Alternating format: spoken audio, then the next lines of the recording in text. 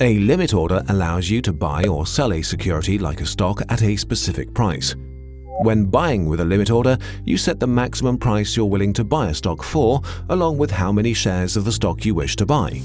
For instance, if you were looking to buy one share of Kevin's Airplane Company at $40 a share, but the current stock price was $50, you could place a limit order for one share with a limit price of $40.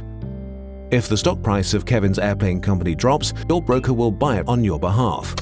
If the stock never drops to $40 a share, your order will not be executed.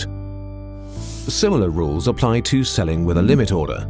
With a sell limit order, you specify the minimum price you're willing to sell a stock for and how many shares of the stock you wish to sell.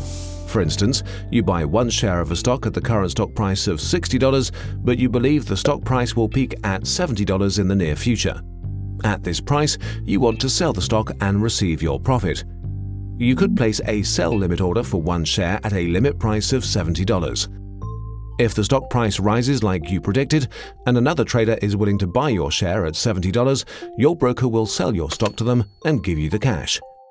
If the stock never rises to $70, your order will not be executed and you will still own the stock.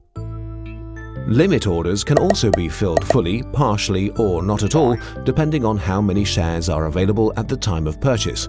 This means if you're wanting to buy 10 shares of a stock at $10 a share, but only 5 shares are available at that price, your limit buy order will tell your broker to buy those 5 shares and wait until another 5 are available for purchase at your limit price. Unlike a market order, a limit order's main benefit is that it gives you full control over the price you are trading at. This control allows you to get specific prices for your stocks and prevent slippage caused by market orders.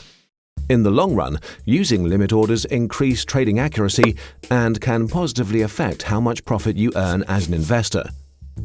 This is why limit orders are generally recommended over market orders for investors who wish to minimize slippage and are not worried about whether their trade is executed or not.